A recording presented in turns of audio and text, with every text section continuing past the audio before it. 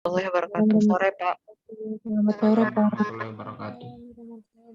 Baik, kita lanjutkan materi aljabar abstraknya ya.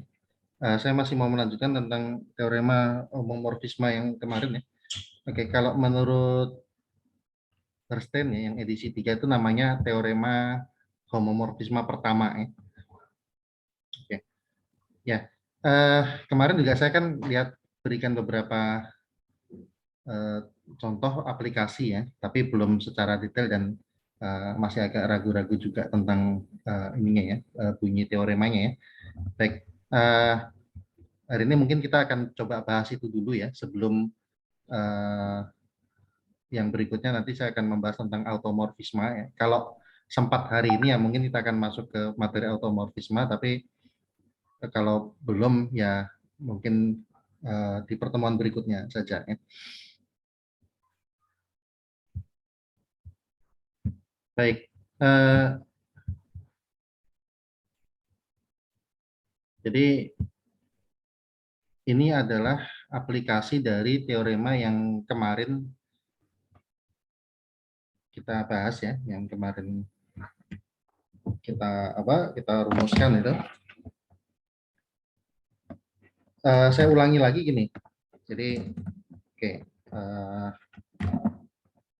supaya ingat juga terus gitu ya. Kalau kita punya grup G, jadi misalkan G itu adalah grup,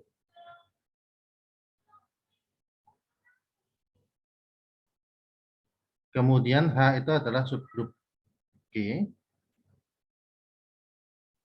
kemudian N itu adalah subgrup normal dari G.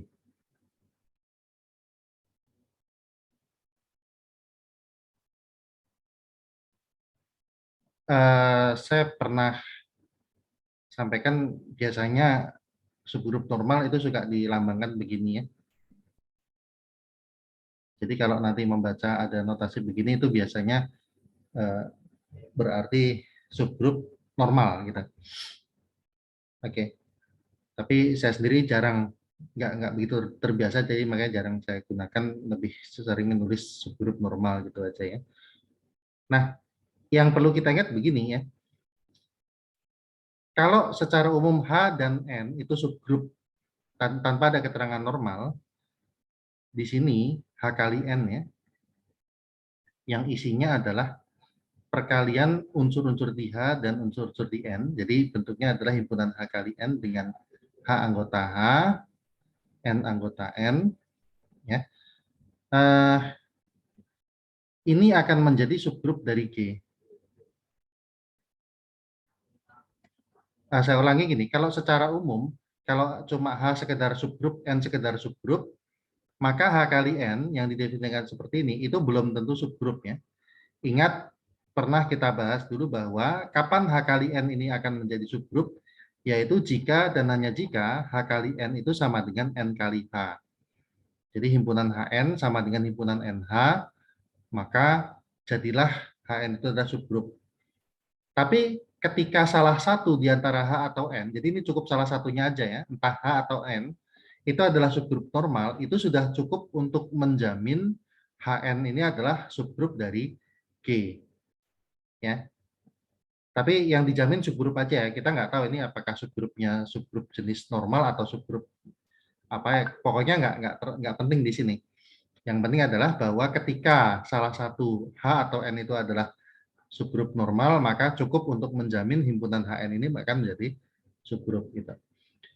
Terus satu lagi begini, kalau kita iris, kita ambil irisannya, H iris N, sebentar.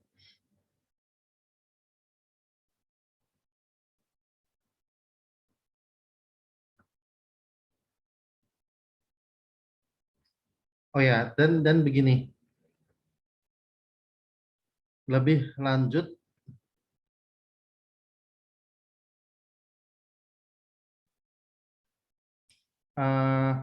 N sebagai subgrup normal dari G. Jadi gini, karena N ini subgrup normal dari G, Oke, sebentar ini. Lebih lanjut kita catat ya, lebih lanjut. N ini adalah suatu subset dari Hn. Betul kan? Karena setiap unsur di N itu kan bisa kita tulis sebagai identitas E kali N gitu kan, di mana E itu adalah anggota H ya. Kan kalau N anggota N, kita bisa N sama dengan E kali N, di mana ini adalah anggota H, ini adalah anggota N. Sehingga ini adalah anggota HN gitu ya. Jadi N ini adalah subgrup ya, karena N ini adalah grup, HN adalah grup, grup termuat di dalam grup ya. Ya, jadi di sini lebih khususnya N subgrup HN, dan lebih lanjut lagi N ini normal di HN ya. Kenapa? Cek kan gini, kalau kita ambil sembarang G anggota G, N anggota N, kita akan punya GN G inverse anggota N kan. Mengapa? Karena N subgrup normal dari G. Gitu kan? Sekarang kalau kita punya X elemen HN, N anggota N, bagaimana bentuk XN X inverse? Anggota N bukan? Ya, ini pasti anggota N. Kenapa? Kalau berlaku untuk sembarang anggota G, X itu kan juga anggota G. Walaupun di sini kan kita ambil X itu sebagai anggota HN, tapi X sendiri kan pada dasarnya anggota G kan. Sehingga apa? Ya, sudah pasti perkalian XN X inverse itu juga pasti anggota N kan. Karena bagaimanapun HN ini juga subset G kan. X anggota HN, X juga anggota G. Jadi pada dasar perkalian ini ya mengambil sifat ini. Gitu. Oke, jadi lebih lanjut lagi, N ini subgrup normal. Ya, yang tadinya kita bisa tinjau asalnya dari subset, ya lebih lanjut karena subsetnya ini adalah grup termuat dalam grup, ya dia adalah subgrup. Terus lebih lanjut sifat ini memperlihatkan bahwa dia subgrup normal ya. Oke ya, buat saya perjelas dulu ini bahwa HN ini bagaimanapun dia adalah subset G kan. Jadi ngambil X anggota HN itu ya pada dasarnya X itu adalah anggota G kan, sehingga berlaku hukum ini. Oke, nah sekarang gini. Karena N subgrup normal HN, kita punya, sekarang kita akan punya modul quotient, kalau modul grup quotient, grup faktor HN per N ya. Ya, ingat, jadi HN per N ini adalah isinya apa? Koset-koset kanan dari N di HN ya. Oke. Ingat kalau sebelumnya apabila kita punya grup G, punya subgrup normal N, maka kita akan bisa membentuk grup faktor ya, atau grup quotient G per N, yang isinya adalah himpunan semua atau koleksi semua koset kanan dari N di G. Oke, pertama kita selesai di sini. HN per N ya, HN over N atau HN modulo N ini adalah suatu grup quotient ya. Terus sekarang kita tinjau hal lain begini. Kalau H iris N ini jelas adalah subgrup dari G ya.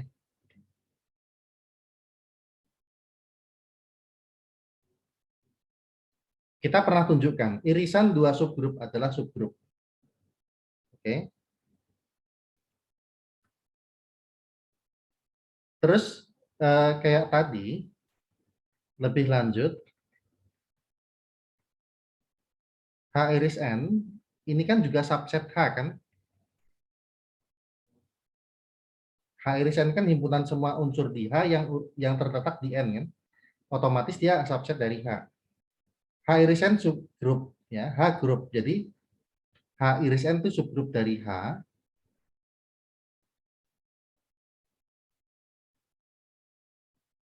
Oke. Nah, secara umum kalau H dan N ini adalah subgrup, H iris N subgrup H, tapi ketika salah satunya normal, atau gini ya, kita mau menjamin, memperlihatkan bahwa ini H iris N adalah normal di H ya. Oke, tidak masalah ya. Itu juga tidak sulit. Jadi kita perlihatkan aja.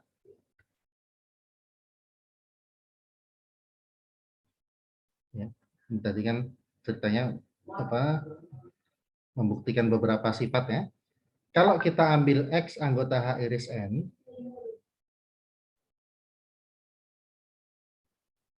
sorry, kita ambil katakanlah G anggota H,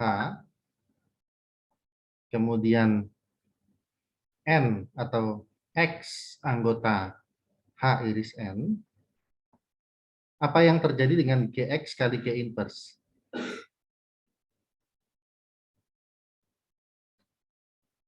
G anggota H, kita bisa pandang X anggota H kan? X anggota H iris N kan pada dasarnya X itu ya anggota H juga. G anggota H, X anggota H, G itu anggota H, sementara H subgrup ya. Jelas ini adalah anggota H. Kalau kita memandang X sebagai anggota H, jelas perkalian ini adalah perkalian 3 unsur di H ya, sehingga hasilnya adalah anggota H.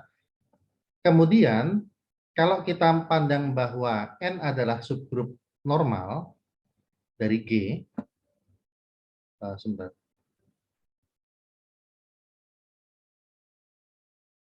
Ya, kalau kita pandang N subgrup normal dari G, G ini kita pandang sebagai anggota G, ya. Jadi di sini kita memandang G sebagai anggota G, X sebagai anggota N, maka otomatis GX G inverse itu anggota N kan, sesuai dengan ini kan. Gitu ya. Kita punya G anggota H, tapi pada dasarnya kan G anggota G toh. X anggota H iris N, tapi pada dasarnya kan X anggota N. Maka perkalian GX G inverse itu pasti anggota N ya. Maka ini juga ada di N. Nah, maka ini jelas adalah normal. Nah, kayak tadi, kita punya grup quotient. Kita punya grup quotient H over H iris N.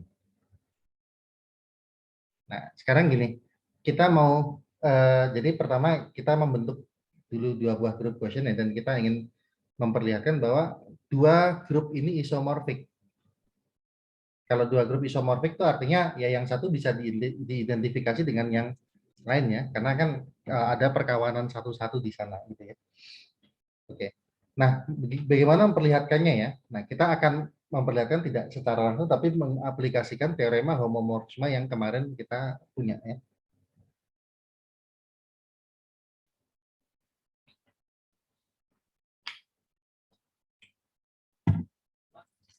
Oke, jadi yang berikutnya gini, ini kita akan punya teorema dengan hipotesis yang tadi, ya. Saya nggak tulis ulang hipotesisnya, tapi hipotesisnya adalah yang ini tadi nih, G grup, H subgrup, N subgrup normal dari G ya, HN adalah ini. Ya. Kita akan buktikan nanti ya bahwa modul HN atas over N ya, modulo N itu isomorfik dengan kok modul ya, grup ya sorry. Grup HN modulo N itu isomorfik dengan grup H modulo H iris N. Nah sekarang begini, cara membuktikannya itu kita bisa buktikan dengan dua cara. Kalau kita mau mengaplikasikan itu apa teorema Ohm yang pertama yang kemarin ya, atau yang kemarin saya sebut teorema dasar aljabar ya. Ini caranya kita bisa buat suatu pemetaan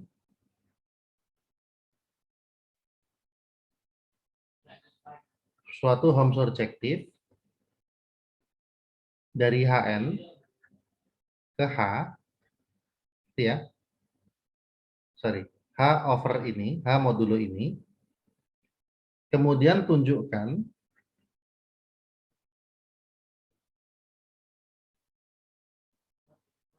sebutlah ini adalah si aja ya misalnya. Selanjutnya tunjukkan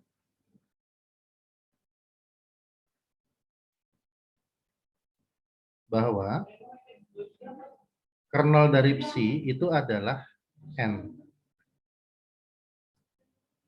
Oke, ini supaya nggak bingung saya tulis kernel aja ya. Kernel dari psi itu adalah n.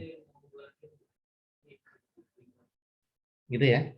Jadi dengan apa memanfaatkan teorema yang kemarin, kalau ini home surjektif, terus kernelnya adalah n, maka otomatis ini isomorf dengan Hn modulo n kita. Oke. Nah, sekarang seperti apa ya pemetaan home surjektifnya kira-kira apa? Ya, jadi kita harus buat definisi ya. Definisikan psi Hn ke H iris H modulo ini ya. Nah, sekarang gini. Untuk kemudahan H iris n ini saya notasikan dengan X ya. Jadi di sini H iris n kita lambangkan, atau jangan X ya, enaknya apa? A aja lah ya. Kita lambangkan A ya. H modulo A. Supaya karena pengalaman ya H iris n ini agak repot nulisnya gitu. Jadi H iris n kita lambangkan dengan A ya. Makanya yang di sini kita tulisnya H over A aja. H modulo A gitu. Kira-kira seperti apa pemetaannya? Ya. Oke, ambil aja begini. X itu tulis bayangannya sebagai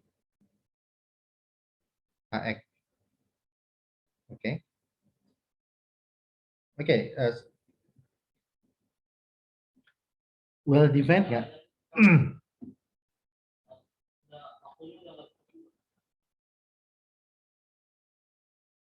Sebentar.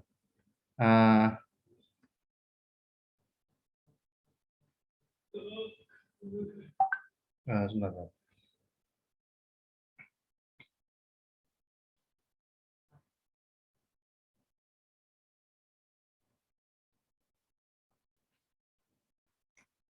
Oh iya, maaf. Kalau unsur di ruas kanan itu bentuknya bukan HX, tapi AX ya. Kan ini subgrupnya, kosetnya berarti bentuknya AX gitu kan. Oke, ingat kalau X anggota H iris N, X anggota HN, X anggota HN, ini sama kayak tadi, ya. Bapaknya aja salah-salah mulu. Sorry. Oh ini kayaknya ini itu mak. Ini pelajaran susah banget tau mak. Aduh. Dia tiap tahun aja ngajar ginian nggak lancar-lancar mak. Bapak dosennya. Aduh. Astagfirullah.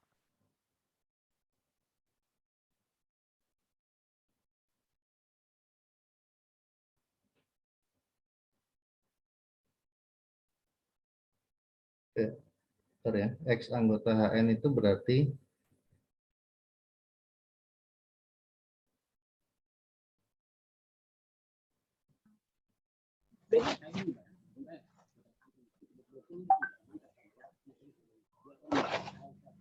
X-nya sama dengan H kali N.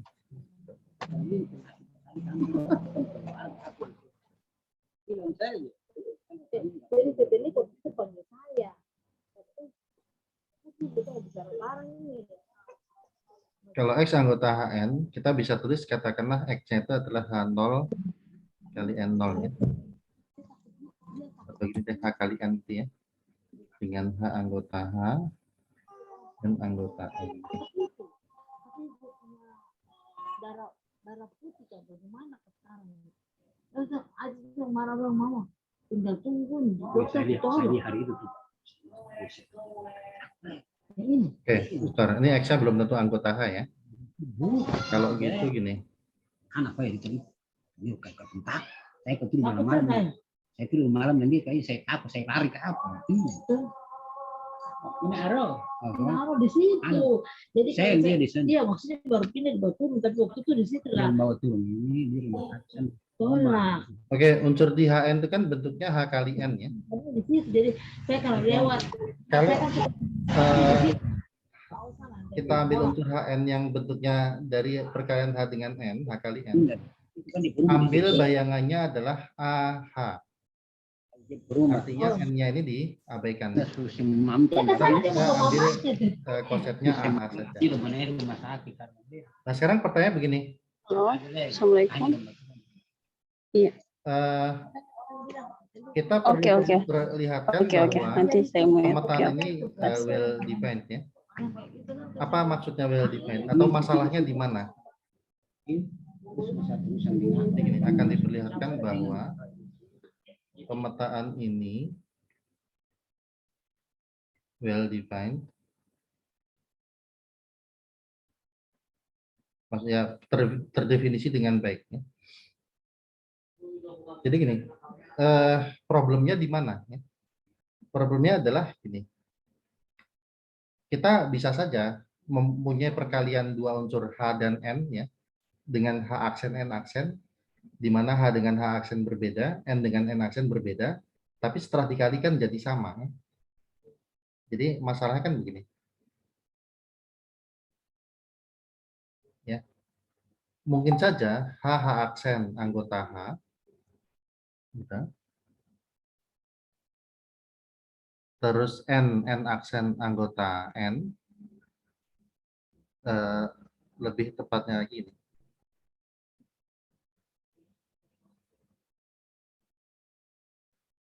H dan H aksen anggota H yang keduanya berbeda ya. N tidak sama dengan ini, tetapi H dengan H kali N sama dengan H aksen kali N aksen gitu. Ya, tetapi mungkin gitu. Oke.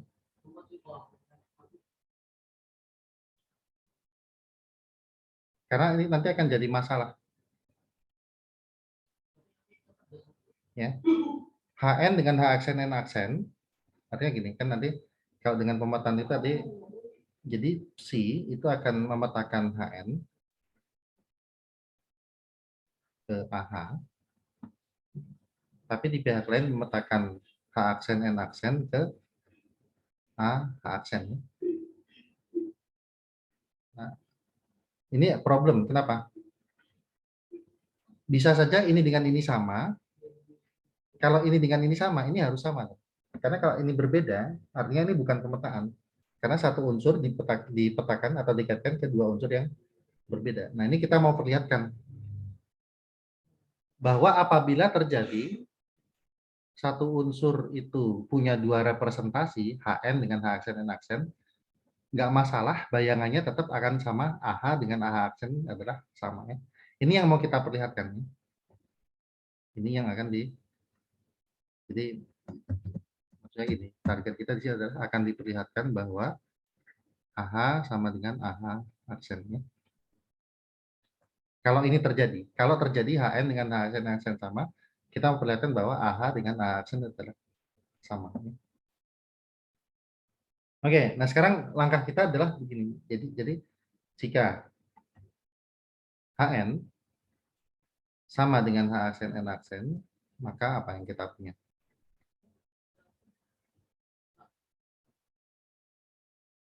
Maka H itu adalah sama dengan apa?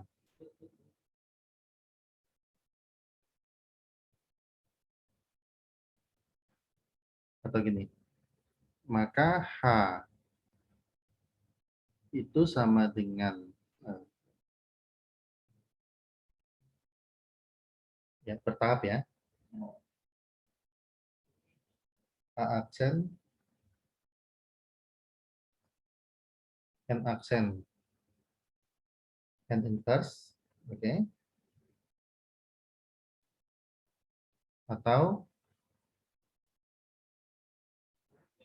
H. Sebentar supaya bentuknya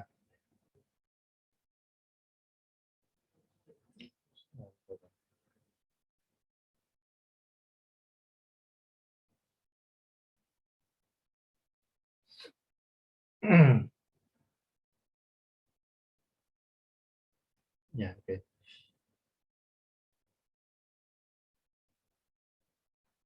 H aksen inverse.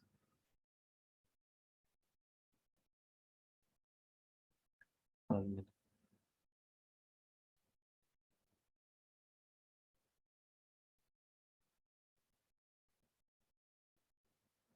Ya, udah. H aksen inverse. H itu sama dengan N. Aksen N. Ya. Oke, kalau kita lihat ini adalah anggota H, ini adalah anggota N, ya otomatis ini semua adalah anggota H iris N-nya yang mana sama dengan H, gitu ya. Oke. Nah, kalau kita lihat ini bentuk ini, H aksen inverse, H anggota A ya. Oke. Ini kalau mau kita balik, nah, oke.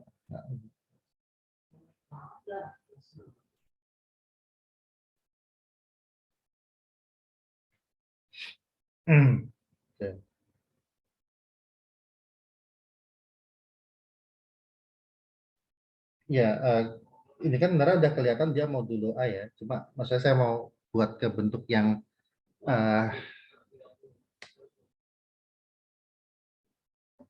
inverse-nya kalau bisa di belakang sini, jangan yang di depan. Walaupun nggak masalah sebenarnya. Sebenarnya.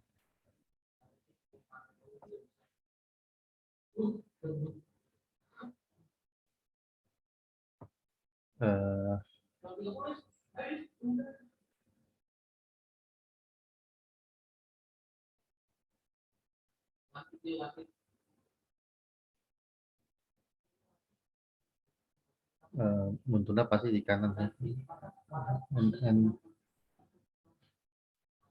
Oh ya itulah, gini aja, coba dipahami aja gitu ya. Kan kita punya pengertian gini, X kongruen Y modulo H, itu artinya adalah X Y inverse itu anggota H ya.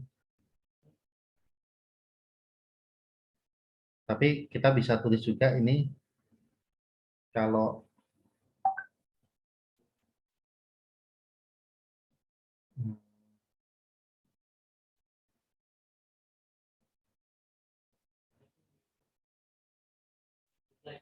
X inverse anggota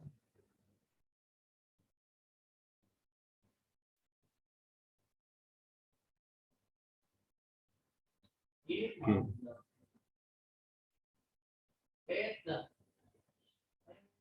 Ini kan kalau kita mau buktikan kesamaan dua koset kan, HX sama dengan HY itu kan langkahnya ini ya.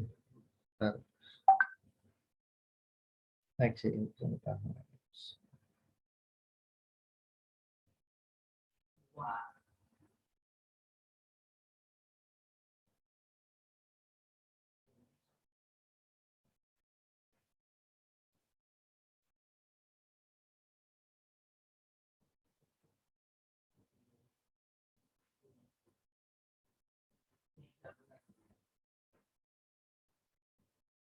atau sebentar ya, saya coba gini deh. Saya supaya bentuknya bisa agak persis gini, supaya lebih lebih mudah dipahami aja ya.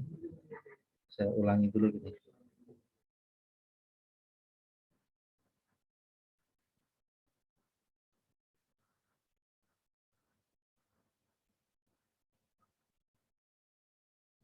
Oke, saya coba tarik inverse dulu aja ya. HN inverse sama dengan H aksen N aksen inverse. Yang ini adalah N inverse H inverse. Ini N aksen inverse H aksen inverse.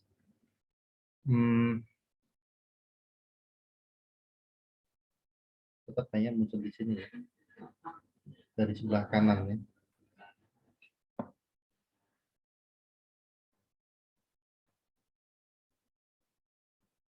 H inverse sama dengan aksen inverse. Ya, aksen di sini.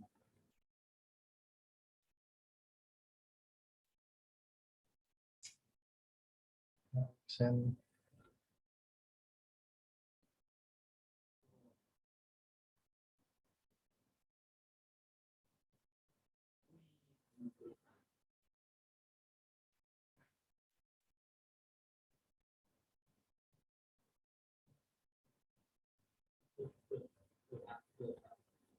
Bentar.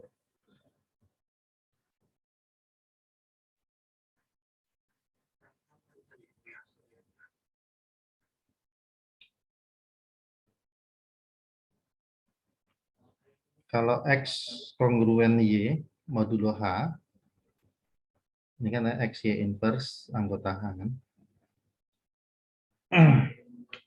Kita bisa tulis X, Y inverse ini adalah ini kan, inverse diinverskan lagi ya, Y, X inverse, inverse anggota H, ya otomatis Y X inverse anggota H.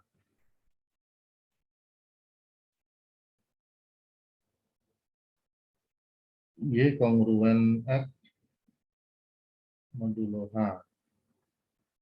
Oke.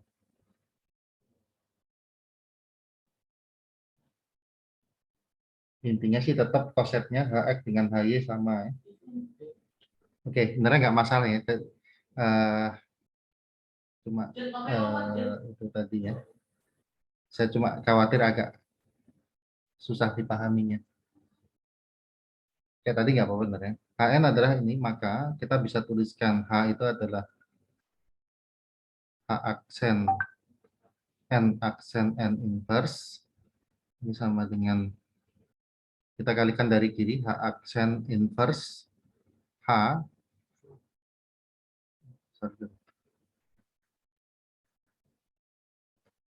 Atau ini ya.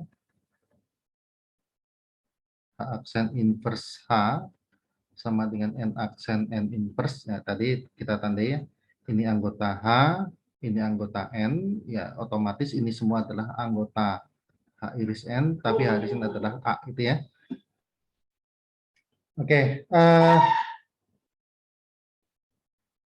kalau kita, jadi kita punya gini, kalau H aksen inverse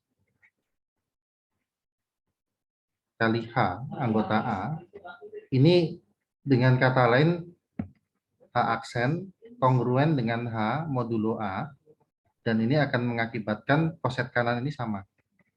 AH aksen sama dengan AH ya. Oke. Nah, ini sampai sini kita sudah berhasil membuktikan. Jadi ini adalah terbukti pemetaan C itu well defined ya. Terdefinisi dengan baik. Oke, ini baru membuktikan bahwa fungsinya well defined. Oke. Nah, bahwa psinya ini adalah home surjektif ya.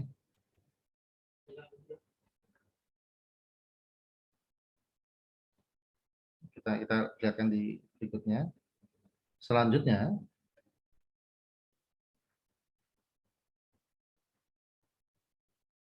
akan diperlihatkan bahwa psi ini adalah home dan surjektif.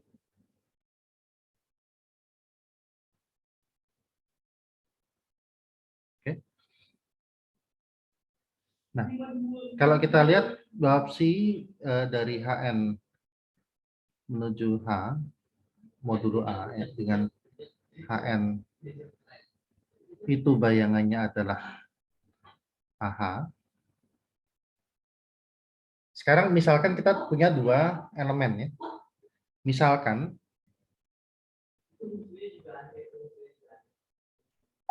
XY anggota HN. Kita bisa tulis X itu katakanlah ya yang gampang H kali N gitu ya.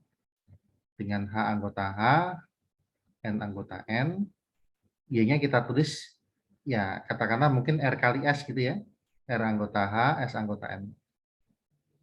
Kalau kita kalikan ya X kali Y itu kan berarti adalah HN kali RS. Dan ini sama dengan H kali NR kali S ya. Oke. Nah, yang tengah ini kan anggota NH. Oke. Karena N-nya anggota N, R-nya anggota H. Tetapi di awal kita tahu bahwa HN adalah subgrup. Jadi kalau HN ini subgrup, otomatis akan berlaku HN sama dengan NH. Jadi ini adalah sama dengan HN. Kalau gitu yang tengah, N kali R itu bisa kita tulis sebagai unsur di HN. Nah, saya ulang ya. Ini N kali R kali S. Tetapi NR anggota NH, dan ini bisa ditulis sebagai anggota HN, maka kita bisa balik. Ini jadi H kali R aksen kali N aksen kali S. Gitu ya.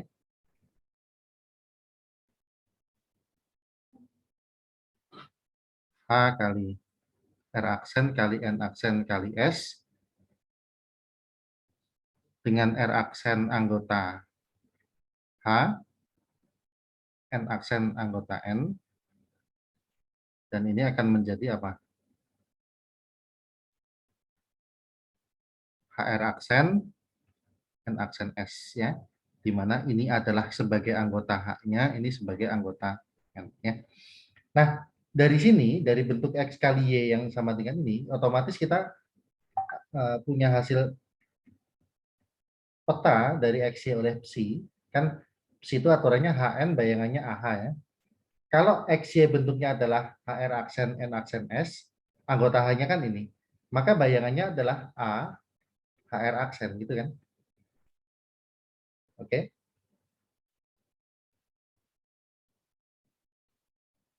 Karena kan XY adalah komponen H-nya ini, komponen N-nya ini. Aturannya kan adalah kalau HN komponen H-nya adalah H, komponen N-nya adalah N, maka bayangannya adalah langsung koset AH. Ya, oke, jadi dari sini jelas bahwa bayangan dari XY adalah A, HR aksen. Nah, sekarang kita coba periksa bagaimana bayangan X kali bayangan Y. Ya. Oke, ini terpaksa pindah dulu ya. Di pihak lain, ya, si X itu apa? Karena X itu asalnya adalah H kali N, maka si X itu jelas adalah AH. Dan si Y itu adalah apa? Karena Y itu ditulis sebagai R kali S, maka bayangan dari Y adalah AR.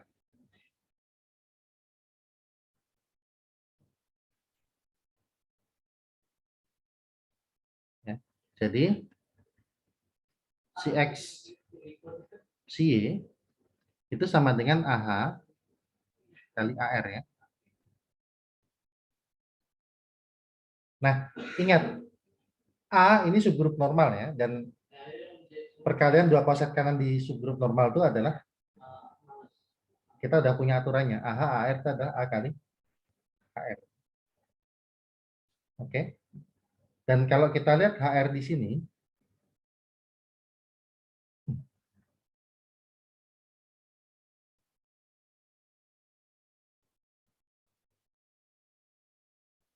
bentar.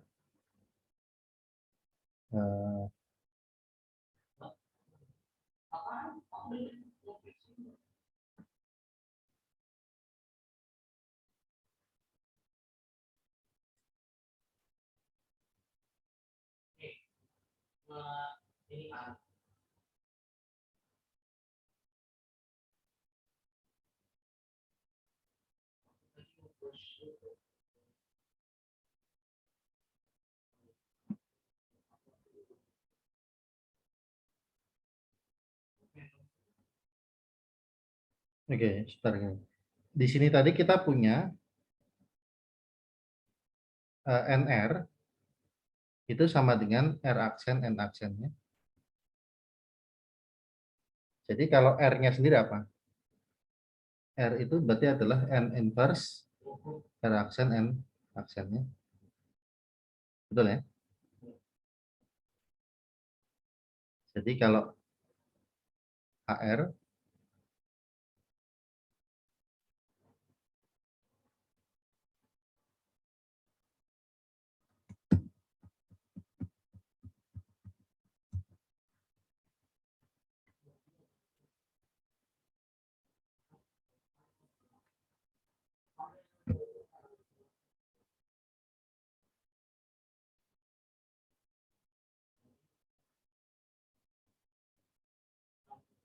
R-nya adalah N inverse ini.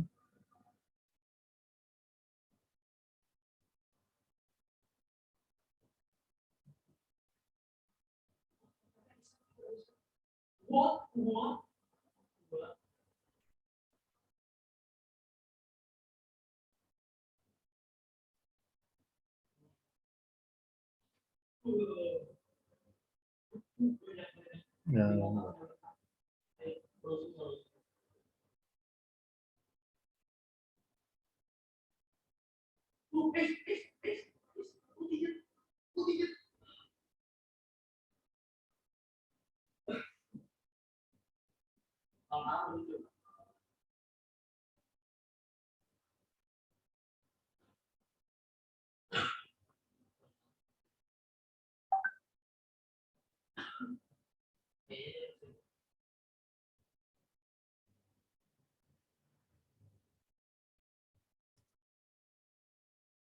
hmm,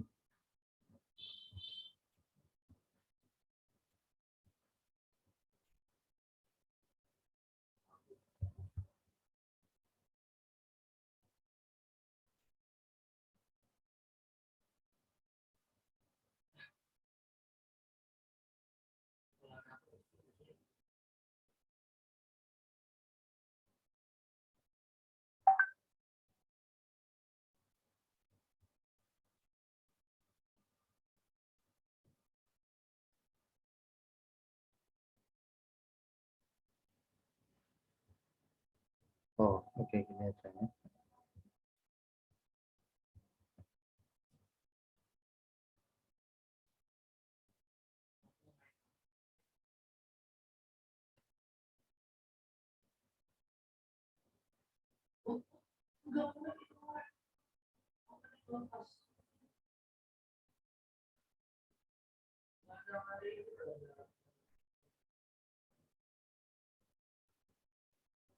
Ya, sebenarnya kita mau memperlihatkan ini aja.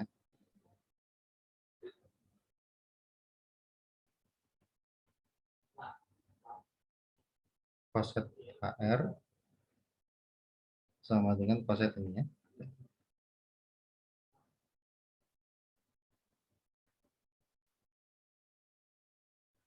Supaya kita dapat bentuk form di sini.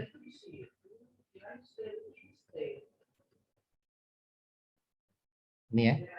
Target kita berikutnya adalah nunjukin ini. Kapan ini sama?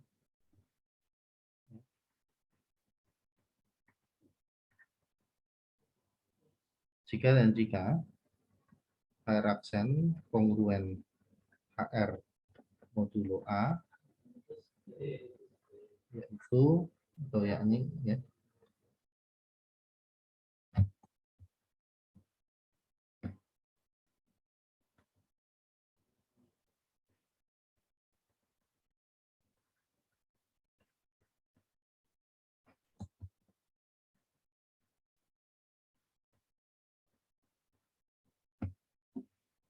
Oke, ini kita break maghrib dulu ya.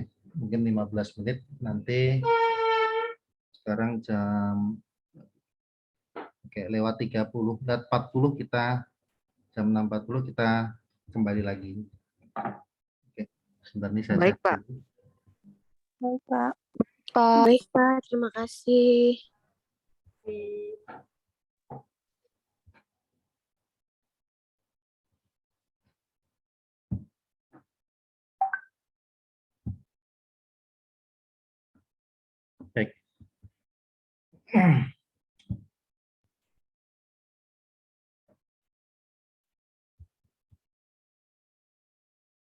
Oke, di sini kita mau memperlihatkan bahwa HR aksen dengan HR itu adalah kongruen modulo A ya. Yang maknanya adalah HR aksen dikali HR diinverskan itu harus termuat di A ya. Sekarang kalau kita hitung perkalian ini, nah,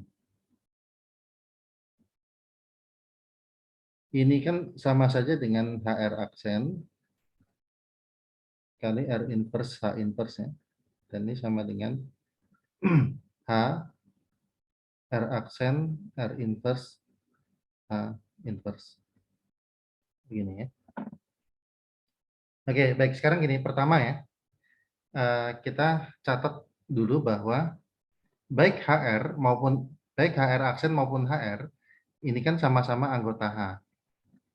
Ini anggota H.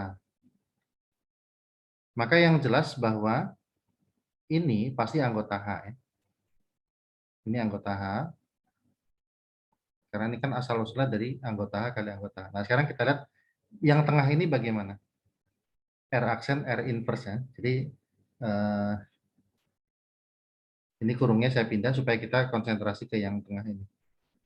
Kita perlu juga yang bentuk asal-usul R aksen tadi.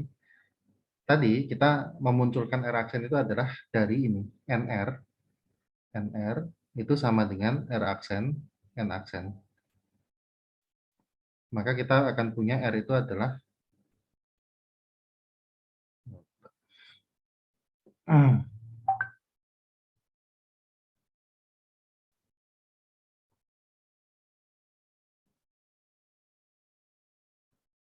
R itu adalah N inverse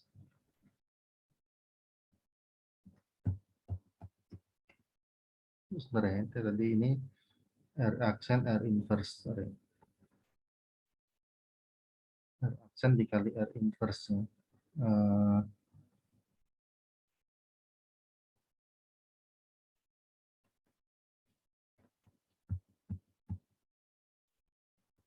R-nya adalah N inverse R aksen N aksen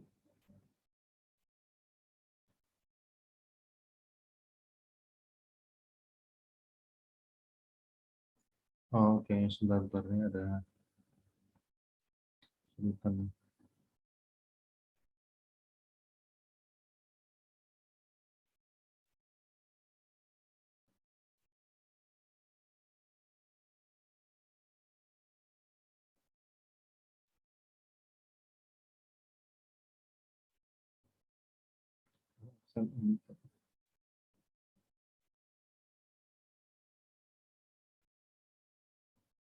Oke, gini.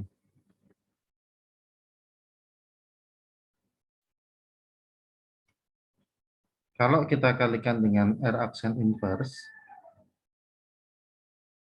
seperti yang diinginkan di sini kan, R aksen kali R inverse ya, berarti gini.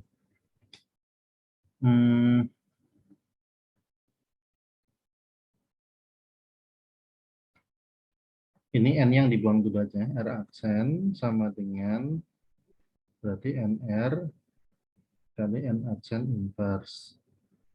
Kemudian R aksen dikali R inverse. R aksen kali R inverse. Berarti sama dengan N dikali R N aksen inverse R inverse gitu ya.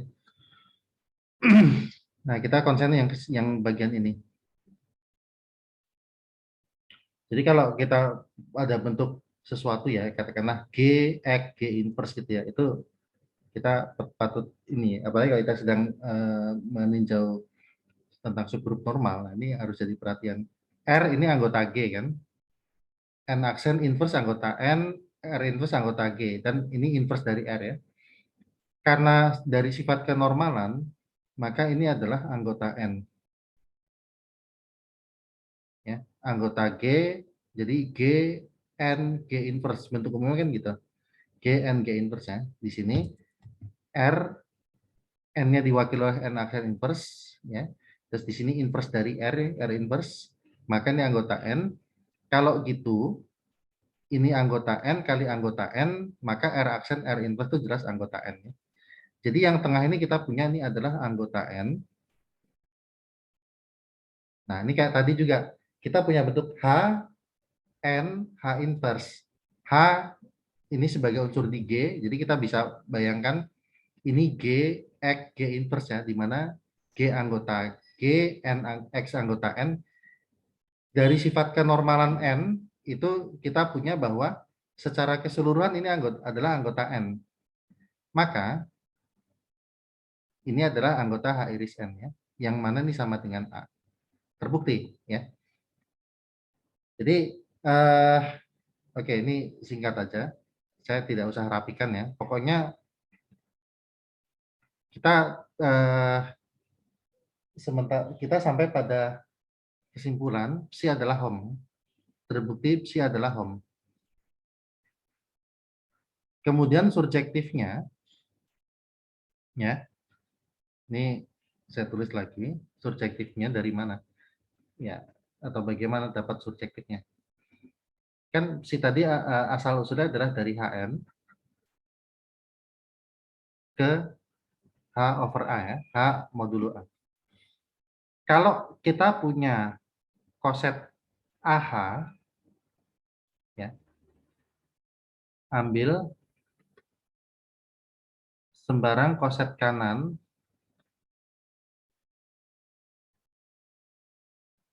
katakanlah X gitu ya, atau AY anggota HA. Perhatikan bahwa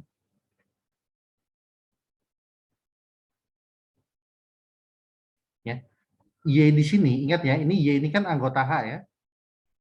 Y itu sama dengan Y kali E ya. Ini adalah anggota HN kan. Karena ini asalnya adalah anggota H, E identitas anggota N, Y adalah anggota HN dengan si Y itu sama dengan si YE sama dengan AY. Oke. Jadi apa artinya nih? Jadi Y adalah prapta dari AY oleh si. Karena kita tadi ngambil sembarang AY, ya ini berarti setiap unsur di HA, H modulo A, itu punya prapta. Jadi kesimpulannya, dengan demikian, si itu adalah subjektif.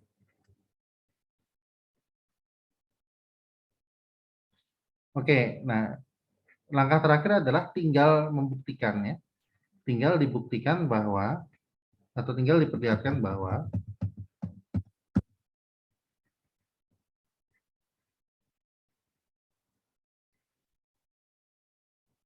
kernel dari psi itu adalah N. Oke.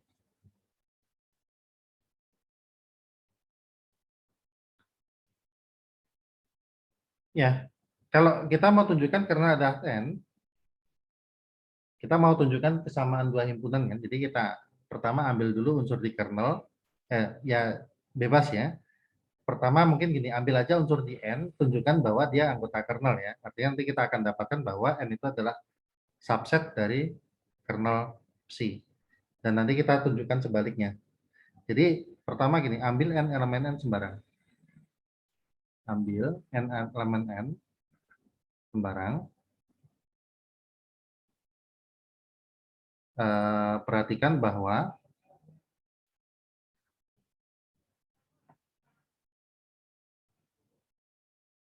N itu sama dengan E kali N ya, di mana ini adalah anggota H, ini anggota N, sehingga ini adalah anggota HN, dan psi N itu sama dengan HE, karena oke, ini deh, saya tulis lebih detail lagi, N-nya diganti dengan EN, maka ini sama dengan HE by definition ya. Karena kan kita punya kok HE AE ya, sorry. Sama dengan AE ya, by definition ya, karena kita punya apa tadi? HN bayangannya adalah AH gitu ya. Oke. Nah, ini menunjukkan apa?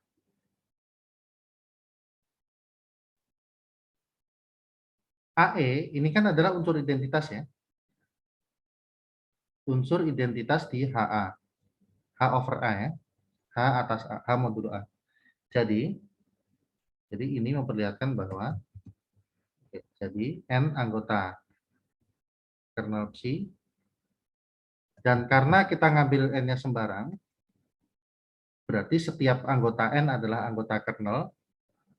Ini menunjukkan bahwa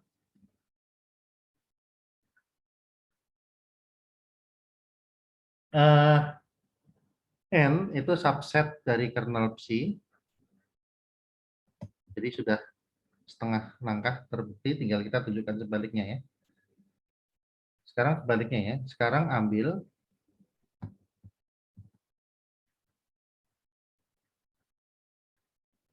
ya, katakanlah Z anggota kernel.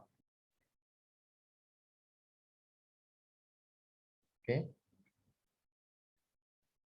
Z ini berarti kan dia adalah unsur di HN ya, unsur di domain yang bayangannya adalah kernel, yang bayangannya adalah identitasnya.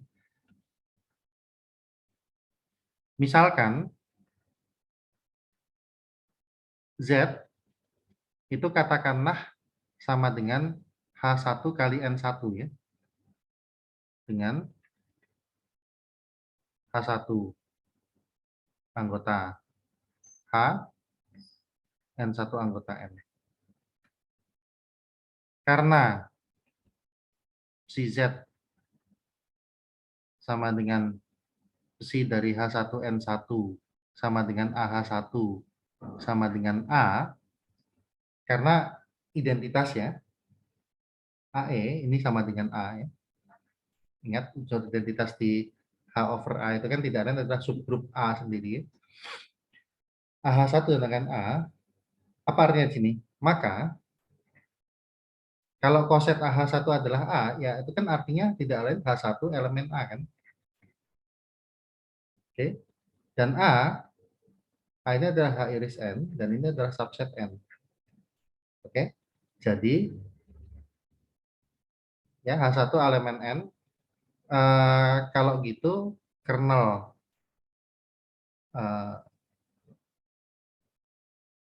jadi kernel Psi adalah subset N. Dengan demikian diperoleh kernel Psi sama dengan N. Oke, nah kesimpulan akhir itu diambil dari teorema Hom yang kemarin ya, teorema fundamental itu.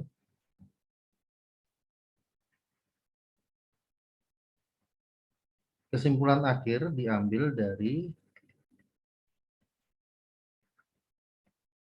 teorema dasar aljabar ya.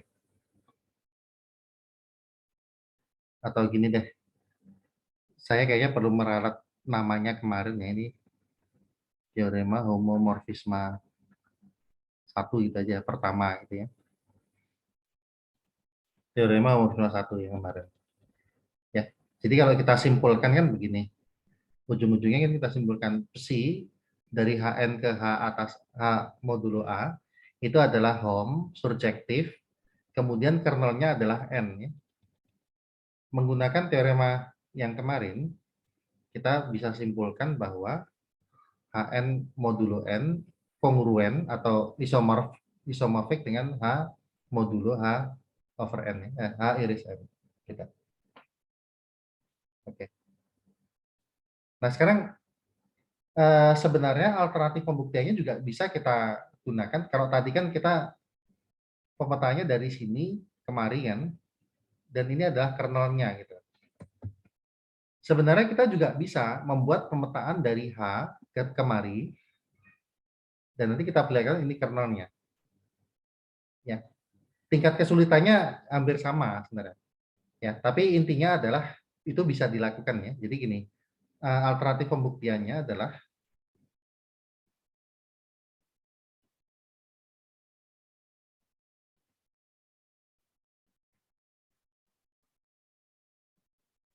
alternatif pembuktian itu kita juga bisa membuat ya, definisikan pemetaan H menuju HN modulo N, gitu ya, sebutlah ini theta gitu. Dan nanti yang harus dilakukan adalah tunjukkan atau perlihatkan bahwa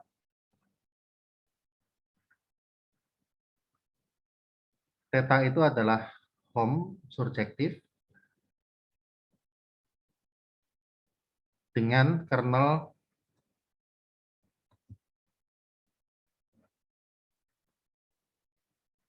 H iris N. Nah, nanti kemudian aplikasikan ya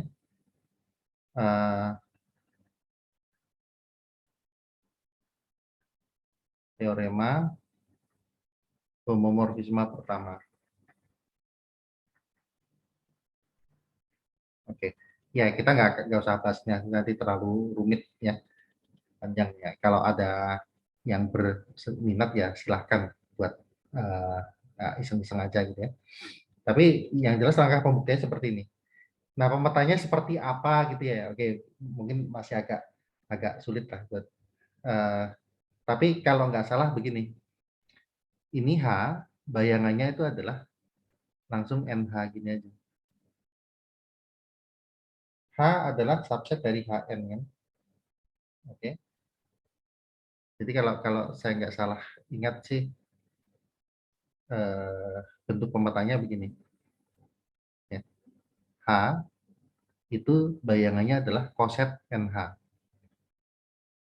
Oke, ya ini nggak akan saya kerjakan, nggak akan kita bahas ya. Tapi ini aja ya.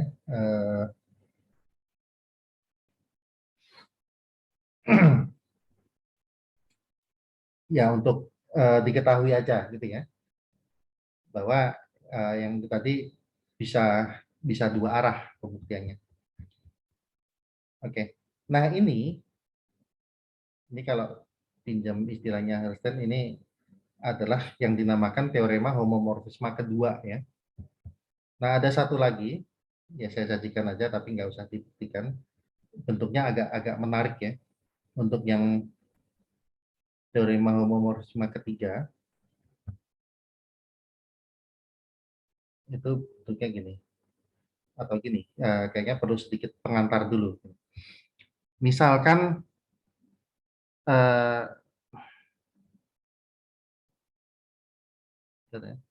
G aksen itu adalah grup sebentar.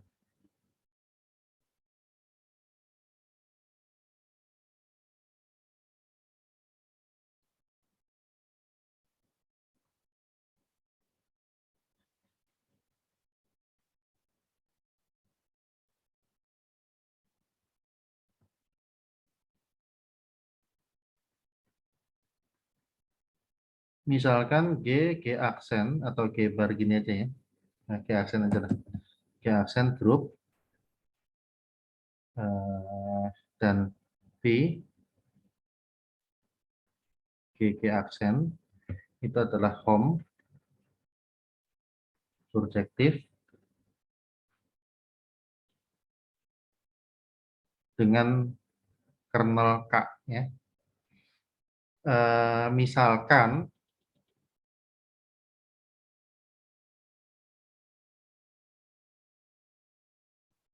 N aksen adalah subgrup normal dari G aksen.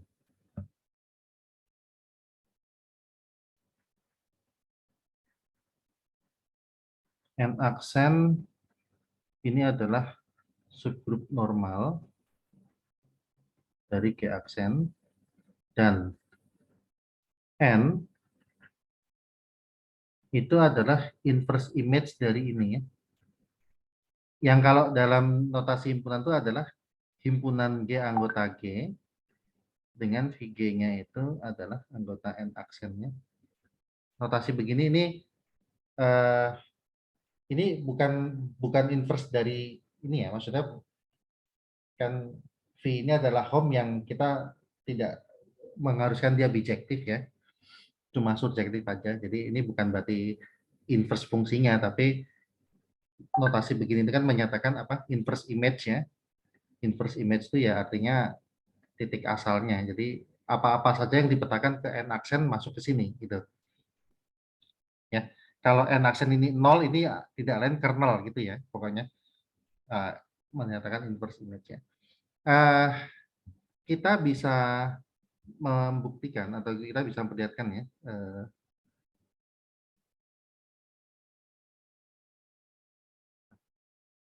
Tapi mungkin tidak kita kerjakan di sini. Dapat diperlihatkan bahwa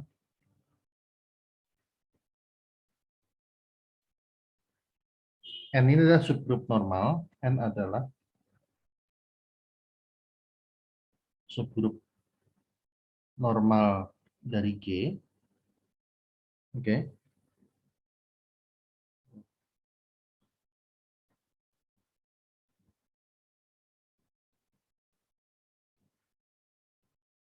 Lebih lanjut, ya, dapat diperlihatkan bahwa G modulo N itu isomorf dengan G aksen modulo N aksen, dan nah yang lebih menarik lagi adalah bahwa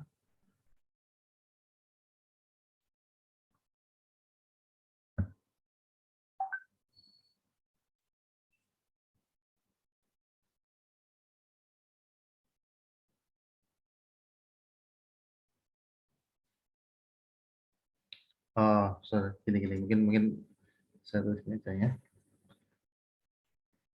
Dapat dipastikan bahwa N adalah subgrup normal dari G dan N modulo K adalah subgrup normal dari grup quotient G per K, G modulo K ya. Lebih lanjut, kita bisa perlihatkan bahwa G modulo N itu isomorf dengan G aksen modulo N aksen, dan juga yang menarik adalah G modulo N itu isomorf dengan G modulo K over N modulo K ya. Jadi ini grup quotient atas grup quotient gitu ya.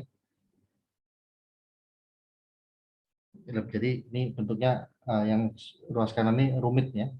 Ini kan G per K ini adalah grup quotient, ini subgrupnya. Kemudian kita bikin lagi coset ya, himpunan ini apa? Coset dari himpunan coset gitu ya. Ya pokoknya bentuknya jadi rumit, dan tapi yang menariknya ini bentuknya seperti ini ya, bagus ya. Jadi seperti K-nya itu dicoret terus tinggal G per N. Seakan-akan seperti bilangan gitu sifatnya kan. Kalau bilangan kan kita G dibagi K, N dibagi coret, K-nya dapat G. Tapi ya ini jangan dibayangkan, jangan dipahami seperti itu ya. Oke. Baik, buat hari ini saya rasa cukup dulu ya. Silakan kalau ada pertanyaan ya. Nanti pertemuan berikutnya saya rencanakan mungkin kita akan belajar tentang automatisme. Kemungkinan akan ada lembar kerja gitu ya. Mungkin kita akan sambil mengisi lembar kerja gitu. Silakan kalau ada yang mau ditanyakan. Oke, nanti saya akan save lagi. Bentar.